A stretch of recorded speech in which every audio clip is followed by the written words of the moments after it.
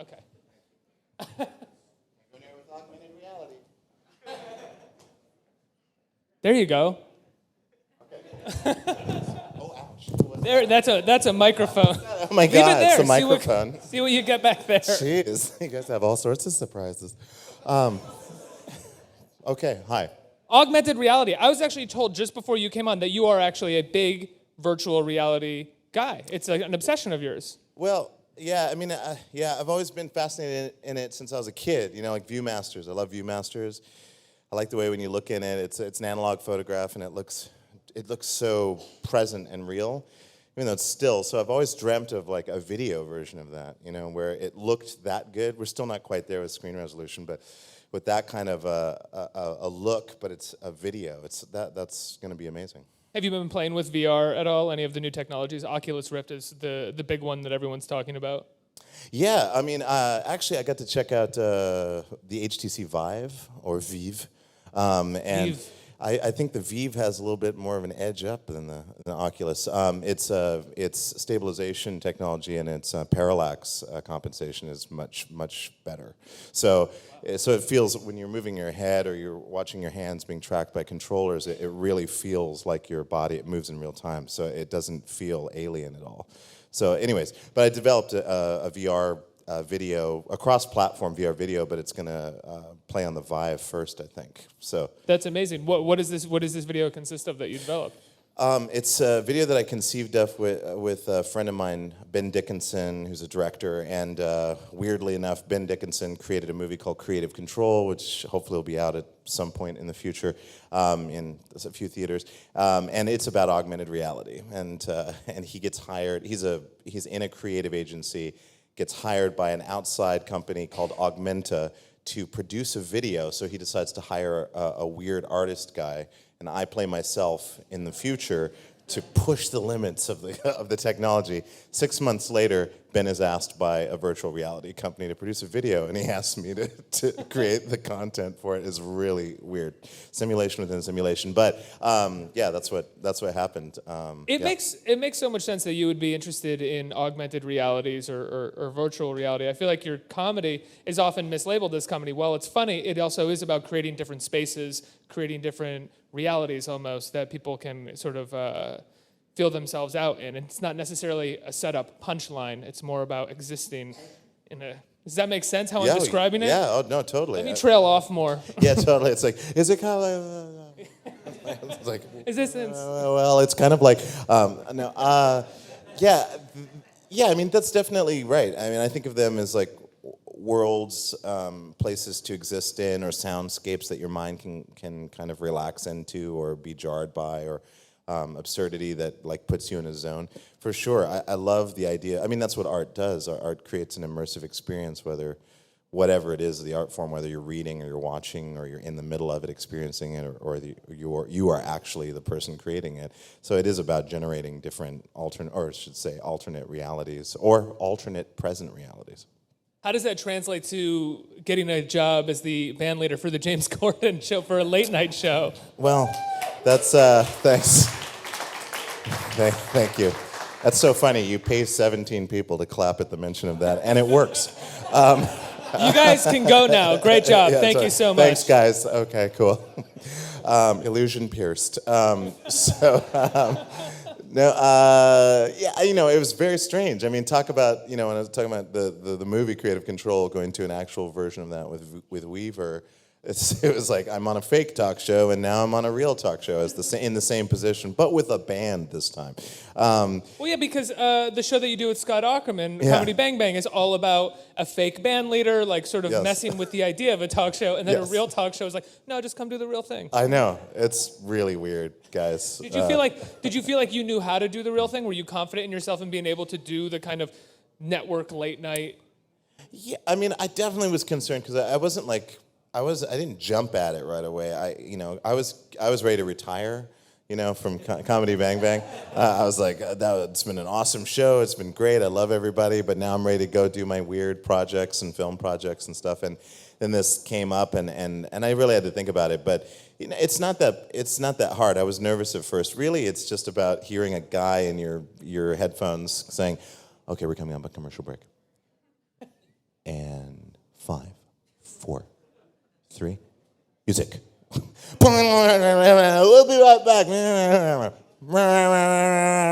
And sting out. I mean, that's the job.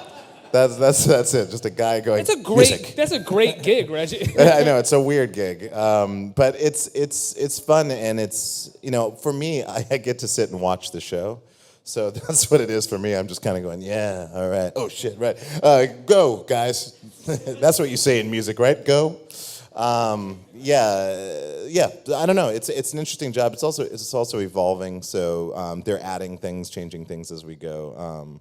But yeah, it's easier than I thought. How did they approach you? Had they seen your work on Comedy Bang Bang? Had they seen what you do there, and they were like, "We love that. We want to bring a version of that to this"? Or yeah, I don't know exactly how it first got introduced, or how I was introduced, but I think just someone showed a video to James, to say like, well, this guy could possibly be your band leader, and he dug it. He dug where I was coming from, I guess, and we sat down at a hotel, had a meal. I gave him some special chocolate, and he's down. He's pretty musical himself. He comes from a kind of musical theater background as well as a comedy background, right? Yeah, that's what's so crazy about it. It's like, I remember we had this discussion. We both kind of were looking at each other on Skype, and he was like, the weird thing is, it's like, I don't really need this for my career. And he's like, I don't think you need it either. And I was like, not technically. He's like, well, we might as well do it, right? And I'm like, sure. Like that was the consent. There are so many like hacky comedians and hacky band leaders out there who hate you for saying that. Sorry, they've been dying for a late night show. So sorry, guys.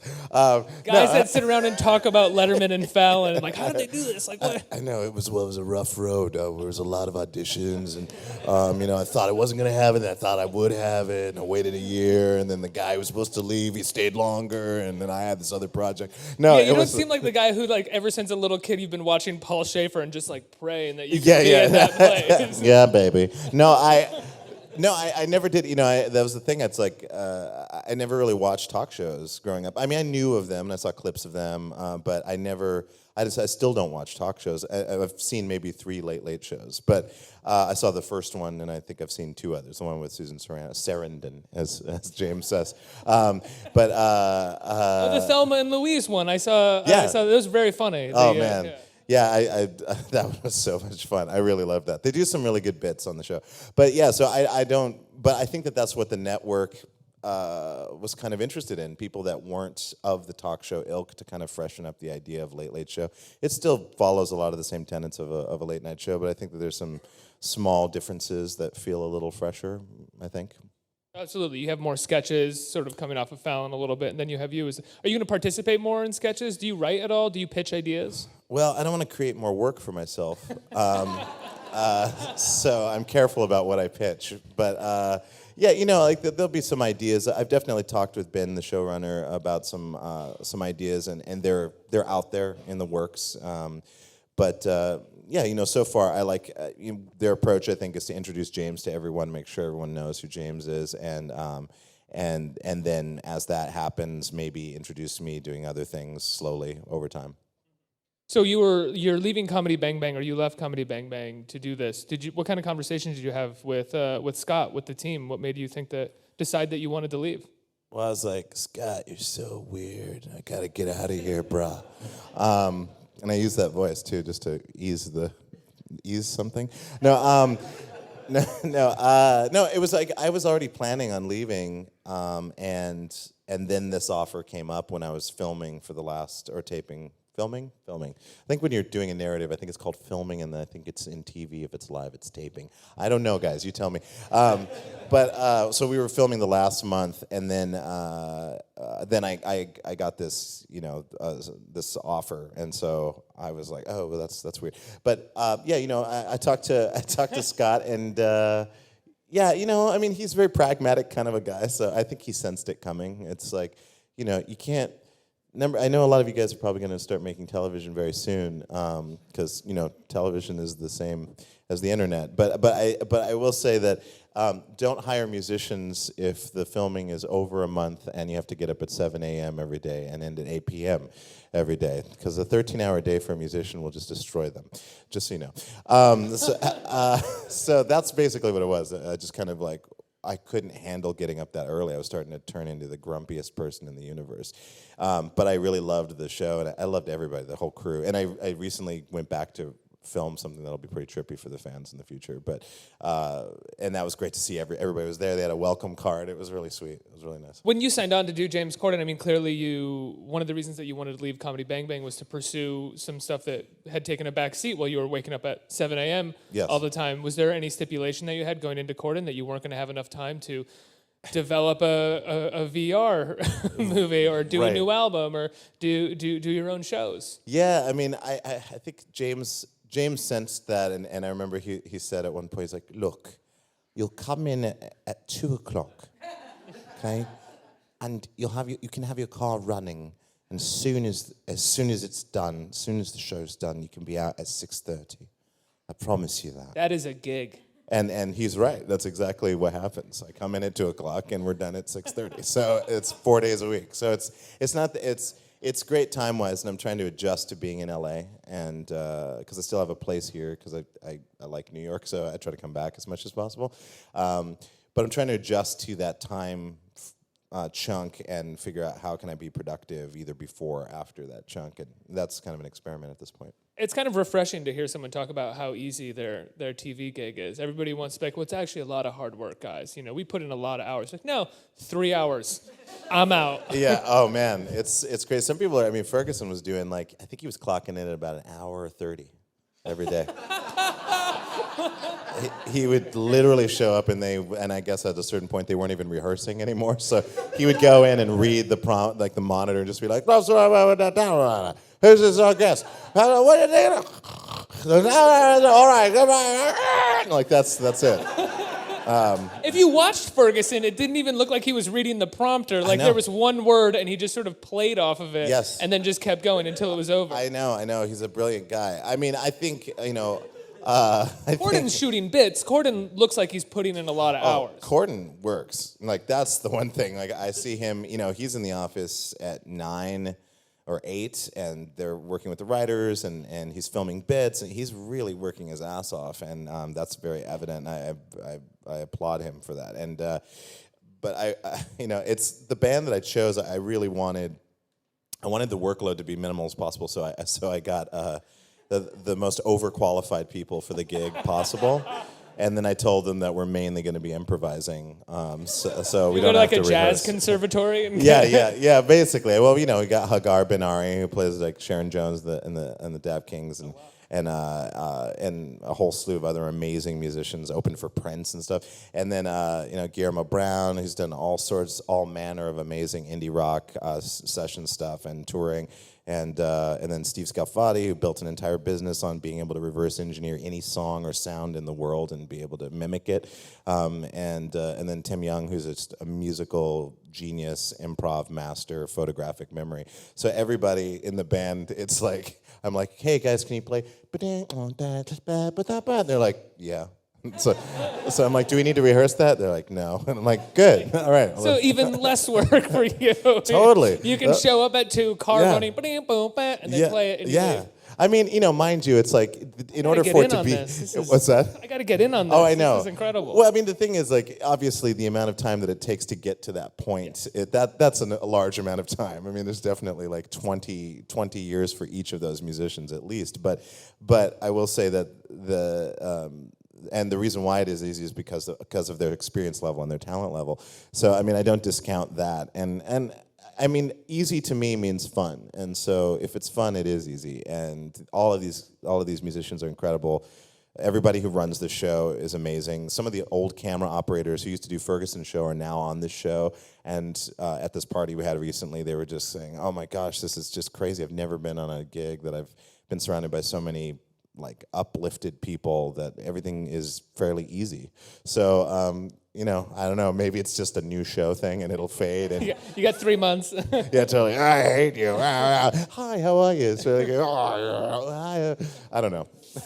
Was there a particular vibe or style of music that you wanted to bring to the table? Because I know when the Roots were on Fallon, I mean, there was always references to hip-hop classics and funk classics that they were playing. And then when Fred Armisen did Seth Meyers for a little while, there's a lot of post-punk going on. Or is there anything in particular that you wanted to bring, a style or a favorite kind of music? I wanted to do anything that came to mind. You know, when I do my shows, I'm inspired by so many different types of music so that I'll try to think of anything. You know, Baroque, folk, classical, industrial, post-dubstep. What industrial? Well, you know, just like I like some of the harder. You know, I say it a lot, but like Ministry and Skinny Puppy, I grew up listening to a lot. You know. Rabies, you know, did we have one person clap for Skinny Puppy out here? Yes. Yeah, like Burning Inside. Yeah. Burning Inside. Burning Inside.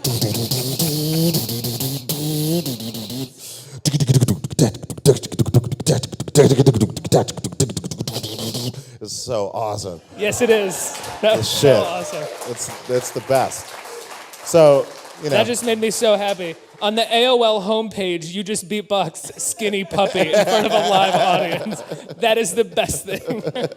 Yeah, I mean, yeah, we do all sorts of stuff. Pop, 80s pop stuff, old soul sounding stuff. A lot of it is kind of more R&B-ish. It ends up being more in that direction, but I really try to, you know, if the band has a planned thing that they want to play, sometimes I'll interrupt it and say, like, hey, how about this idea?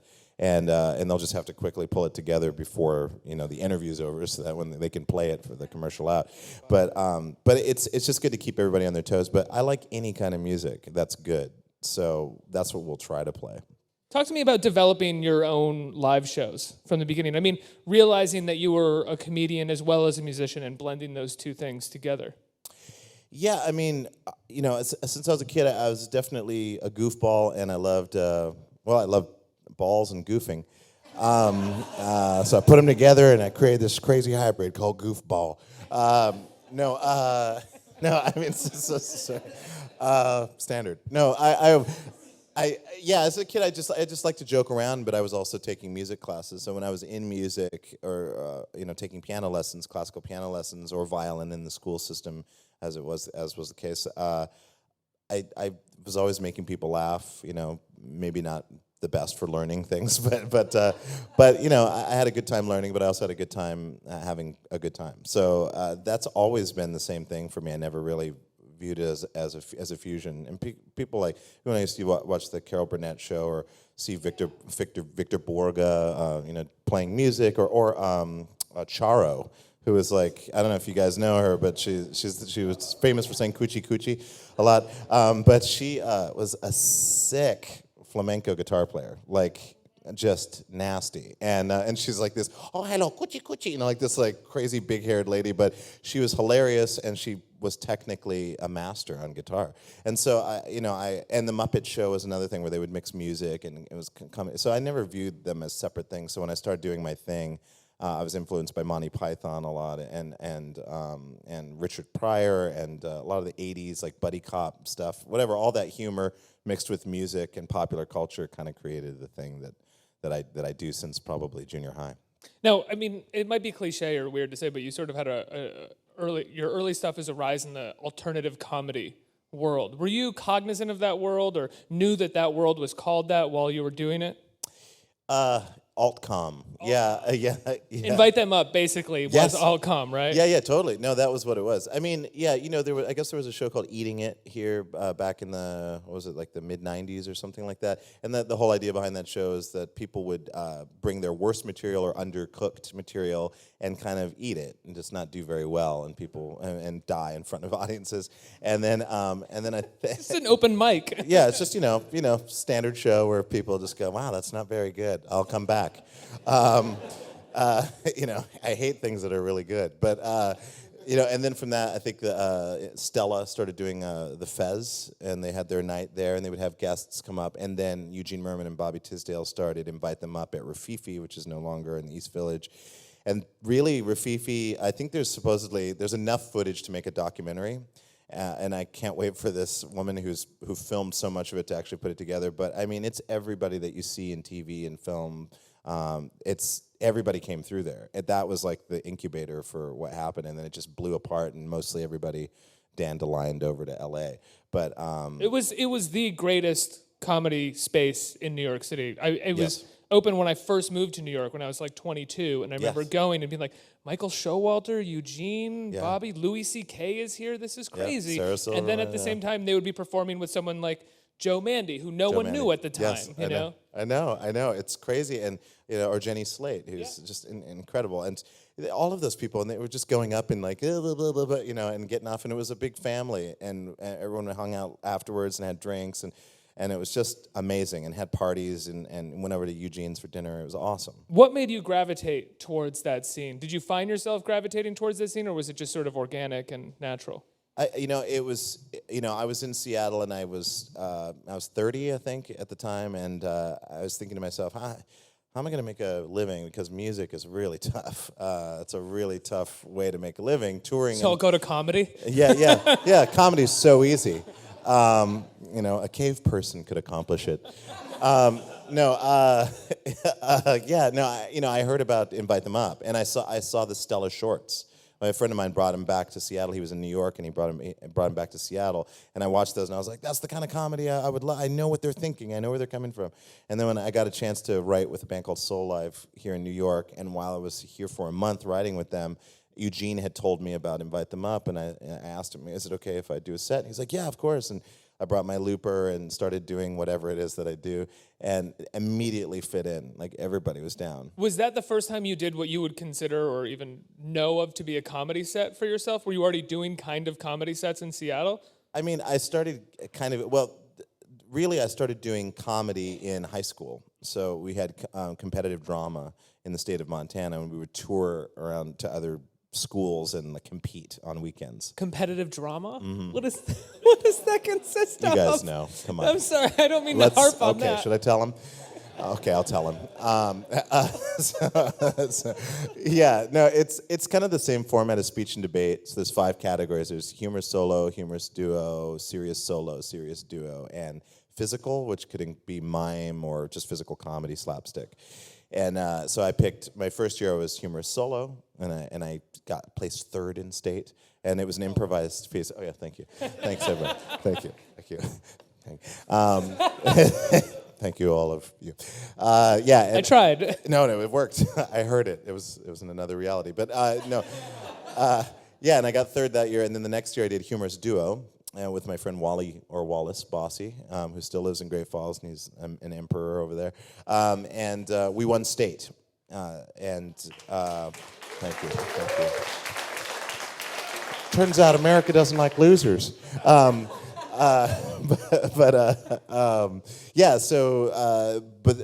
then from that, I entered a comedy competition at a hotel in Great Falls, and I won it over all these older comedians. So I was like this 17-year-old or 16-year-old kid who won it, and then I won like $300, and then immediately bought a ton of weed, and then and just was like, oh, you can make a living, and procure weed with comedy. And so I did a few more gigs, and I shared it, by the way. I didn't even inhale, but I just gave it away. And I did a few more gigs touring around. I went to Browning, did a gig in Browning, which is an Indian, Native American reservation, Blackfoot reservation with Blackfoot Indian comics, which was amazing. I didn't even know that exists, and it still must. Did they tell ethnically specific jokes? Yes. Well, they told stuff about reservations, stereotype stuff. I mean, you would see any ethnicity getting up on stage and being like, when I was growing up, they had welfare, and I don't know, there's no joke. But it sounds like the start of one. And I was like, this is amazing. So I did that, and then I moved to Seattle and primarily did music. I just got involved in bands, and then mid 90s I started doing some sketch comedy, and then by early 2000s I was ready to rock into possibly doing comedy, which ended up happening. So when you got on stage at Invite Them Up, you weren't doing something that was new for you and being like, oh, I'll just do some music and try to be funny at the same time. You had a set that you had already, or sets that you had already done before that you could play off of. Well, no, not really, because I was just riffing. Oftentimes what ended up happening when I started doing solo stuff again in Seattle, I'd be at the Baltic Room, which I think still exists, and I'd play piano, and I would just make up a song about. I would do all the plot line of all the Star Wars Star Wars. Yeah, Star Wars. Are Sorry. you excited for The Force Awakens? Except for Harrison Ford, yeah. Completely unnecessary. It's just like, I am this character that you vaguely recognize. Well, that was like Mad Max. They said that they didn't put Mel Gibson in it because a cameo would have taken everybody out of the movie. Totally. That's exactly it. And Force Awakens is totally going to do that. You're like, oh, Yeah, Harrison. you see it and I'm just like, no. But a lot of my friends, they were like, "What'd you think of the trailer?" Like, I remember when it first dropped or whatever. I guess you still drop them, or negotiate them or whatever you call it. But you know, people were contacting me and saying like, "Yeah, I'm not so sure about Harrison Ford," and I was like, "Yeah, I'm not so sure about it either," because J.J. Abrams was saying that he wasn't going to have anybody from the old paradigm in it, but now I think Carrie Fisher's in it. Is she? Yeah, they're all in it. Okay, which I haven't seen the movie. It might be totally fine, guys. But Someone clearly got in touch with JJ and was like, "No, JJ, you're putting them in the movie." Nope, JJ. I think you're wrong on that one. It's like, well, why? Because in the contract it says that we have to use some of the old ideas. Oh, okay. Instead of JJ's like, well, it's a parallel dimension. Or it's a parallel reality version. It's like, that's why things are kind of different. I don't know. JJ? Okay. We have JJ? JJ, please, JJ? JJ. Brad, is JJ on Periscope? Okay. Hey, JJ? JJ? Okay, JJ. Ray J, Brandy's brother. Yeah, I don't know, but what were we talking about? I have no idea. Star Wars. Yeah, it's about Star Wars, right? This whole thing. Yeah, so it's pretty cool. It's Star Wars, cool. I like Star Wars. Yeah, Star Wars. You were Wars. saying that you would go up on stage and you would do all the themes for that's right. Star Wars. Yeah, that's Warses. Yeah, it's gonna be Warses.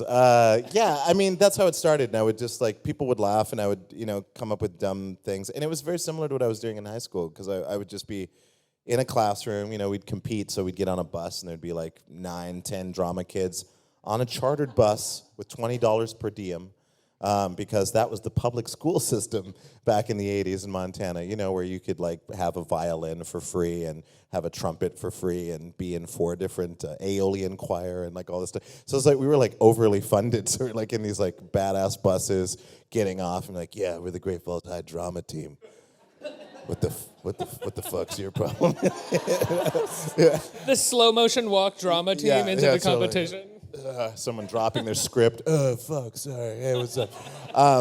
But and you'd be in a classroom, and there would be some judges. There'd be 2 judges, and then there would be the other competitors in the classroom, like 8 other kids in your class, and you would just like do your thing. But I was always improvising and doing I did a bit where I took a pair of underwear, an extra pair of underwear, and cut the bottom and the side so that at some point I just knew that I would start pulling out my underwear like as though it was very difficult for no reason at all, and that was a bit. Another one was imitating Godzilla, doing Bill Cosby, of course, and I don't know. There was like a few go-tos, but it was mostly just improvised. So do you still improvise the majority of your bits, or at least your stage shows, right? Yeah, they're all improvised. Yeah. So when you found, after Invite Them Up, when you found that you could really make a career as a comedian and musician hybrid at the same time, did you tailor pick where you performed? Because it seems to me like as a comedian, before a band, you would kill. As a comedian at Caroline's doing what you do, you might not kill so much. Yeah, that was the thing that If that's a wrong assumption, I'm really sorry. No, that was my assumption. You were completely right on there. I think it was when I did the Andy Kaufman Award that Kristen Shaw actually pushed me to do. I almost missed the deadline, but Kristen kept calling me and was like, "Did you upload it yet?" I was like, "Oh yeah, I'll do it." But was that a Kristen Shaw impression? That was a little. It was actually pretty Reggie. I don't know. I can't. No, that's terrible. I'm sorry, Kristen. No, not on there. Go. So I did a set at Caroline's, and obviously it was Andy Kaufman, but it really worked. And then Louis C.K. had me open up for him at Caroline's before him, which I thought I was going to do badly at, and it totally worked. So when then I started traveling around a lot, and I was doing stuff like design conference in South Africa, festival in Australia, touring Australia, all these various strange places where I wouldn't necessarily do well, but it was because I was adapting to the atmosphere and the place that I was in order to talk about relevant things in the moment. So, and even if I knew nothing about it, as long as you say a reference point and then make up a bunch of false information about it, it works. I think we have some time for questions. Yeah. You have any questions? Quad up, some quads. Q time. Yeah, Q time. Q. I'm Locutus. Hey, Reggie. Hi. Big fan. Oh, thanks, man. Followed the stand-up and everything like that. Actually, now, as a drummer, you're now inspiring me to try to get on a late-night talk show, just because the schedule sounds amazing. But yes. But I'm more curious about the Bud Light commercial and what that was like and everything. Man, that was weird. It kind of came out of nowhere. They're just like, "Hey, you want to do a Super Bowl?" I was like, "What? Bud Light? I don't know, man. I don't even drink." But but it was a Super Bowl commercial, and the idea was dope. So I don't know if you guys saw it, but they followed. It was "Up for Anything," I think was the tagline, and they picked two random human men and set them up and kind of like ran them through this gauntlet. And I was one of the stages. It was all live, so there was like helicopter cams, hidden cameras in various locations that they would take these unknowing people to. And so my job was to be in a stretch Hummer as a kind of a DJ, but I was doing my beatboxy thing, and with a bachelorette party going on inside of it. And then the guy gets led into this thing, and he's like, "Where am I now?" It's like, "Hey, man." That was it. But it was a lot of fun. It was so cool. I mean, it was cool to see that level of coordination, because I think there was like 100 people involved in making that commercial happen, because it was all live. They shot everything live. And then they did it twice with two different guys and picked the best guy. So there is an alternate guy, which they should release that footage. I think it would be kind of not that extraordinary. It was fun. Next, Q. Glad to see you here. It's great. I follow everything that you're doing. It's awesome, and congratulations. Oh, thank you. I'm asking this question from a dancer's perspective. So when you do your shows and you're doing the music, do you encourage people to get up and dance? Or how do you feel about that when they jump up or maybe feel encouraged to perform along with what you're doing? I very much love that. I'm a huge lover of dance, and have worked the range of creating compositions for contemporary dance, and have loved dancing all of my life, and I dance on stage, and so I encourage dancing as much as possible. It's probably one of the most important things that most people forget to do for most of their lives. Brad. I got a question from Periscope, and they want to know if you're the brains behind anything that we wouldn't know you were the brains behind. Well,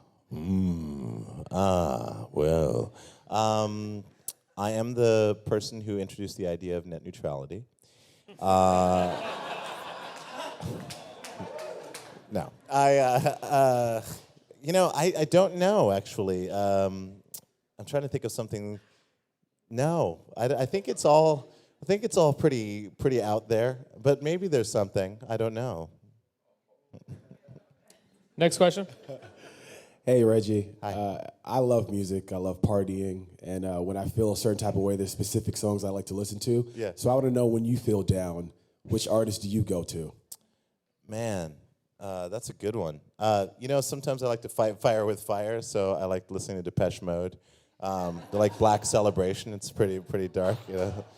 A little 16.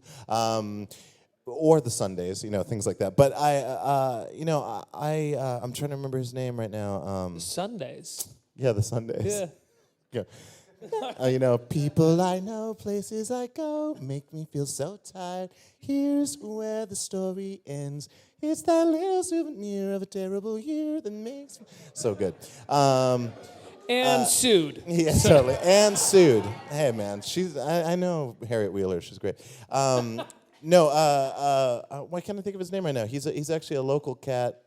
He just released a new album, really underappreciated, as in right now. I'll remember in a moment. But there's like a lot of R&B that I listen to that really picks me up. I love listening to Al Green. Certain Al Green songs are great. Earth, Wind, and Fire always makes you happy. Like, it's just impossible. Like, they're one of the most perfect bands ever. That will never happen again because of just the condition. It was like the right point of technology, music evolution, and social point, apex, that created that band, and it's one of my favorite bands in the universe. But yeah, stuff like that, or I just like techno. I listen to really good minimal techno. Anything off the Compact label, spelled with all K's, of course, because it's German. But anything like that, or what's the last thing I'll throw out there? Trent Moeller is great. He's an amazing Swedish techno, minimal techno guy, and I love that because it's a little anonymous and it puts you in this cool escape that makes me feel like, oh, I'm in the future and anything is possible. And so there's that. Next question. Hey, Reggie. So, in addition to being a comedy nerd, I'm also a theater nerd. Yes. And I was fortunate enough to see a couple of your plays in the city, radio play and Touch AV. Oh, nice. I was wondering if you had any urge to maybe do more theater-specific pieces in the future. Yeah. Yeah, thanks for coming to those, by the way. Oh, thank you. Thank you. Yeah, I do want to do theater. I have something in the works with PS 122 and the Spalding Gray grant.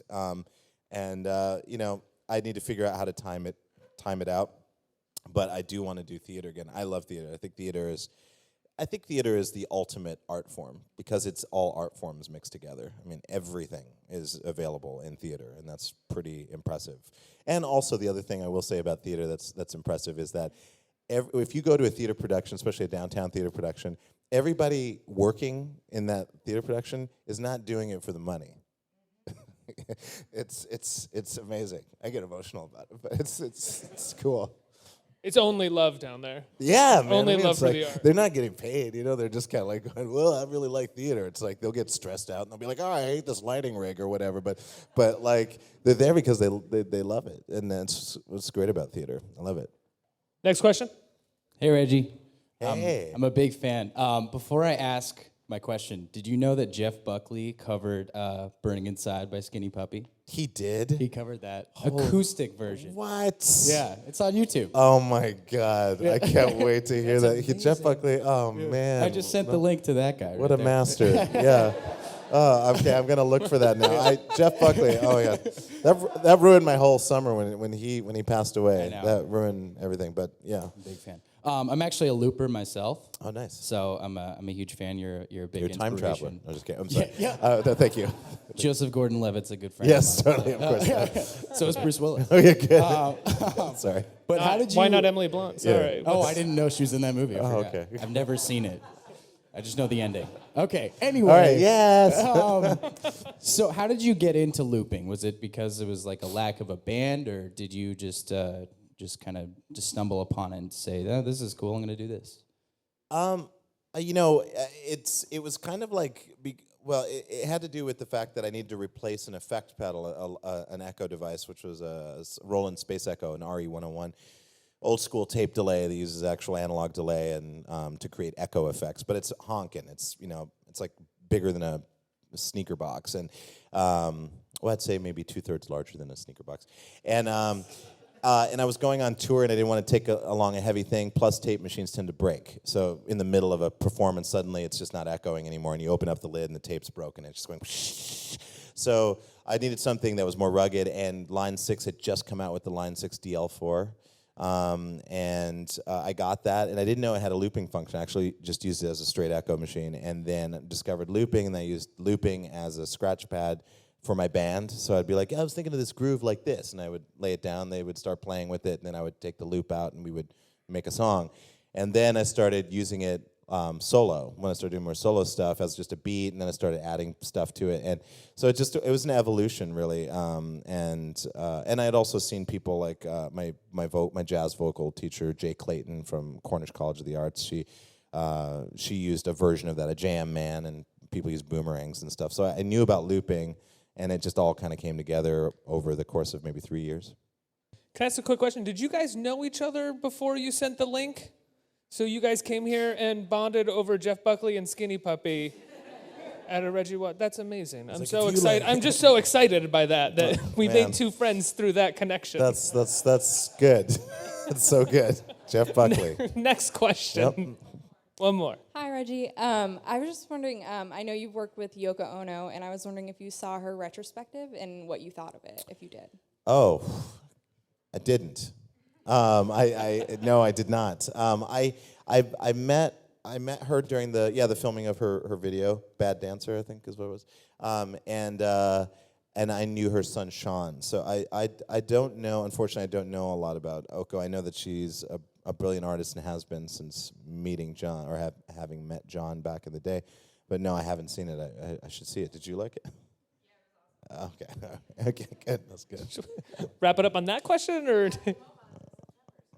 Oh, at the moment, still September. Oh, thank you. Okay. And Reggie, before we let you go, outside of seeing you on Late with James Corden, anything else that people should look out for right now? This VR video that I did with Ben will be out sometime in the next 5 months or so, and I think it'll be cross-platform, so you can see it. Oh, what's that? Oh, yeah, that's right. I forgot about that. I'm also in a movie. I'm in a movie called Pitch Perfect. I don't know if I need to promote that, but like, guys, there's this indie film that won the jury prize at South by Southwest called Pitch Perfect, about a ragtag group of girls. No, I'm in that for a moment, and Joe Trulio's there, who was actually talking about Invite Them Up, Joe Trulio and John Hodgman, and Jason Jones, and Dana Carvey, and... Again, those are all people that were at Invite Them Up at one point or another back in the day, and now they're like in Pitch Perfect too. Yes, I know, yeah, that's basically what it all led to.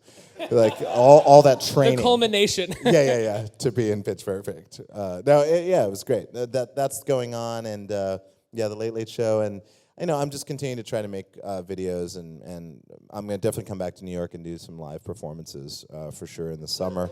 Great. Awesome. Reggie, thanks so much, man. Yeah, it's been a pleasure. Thank you so much.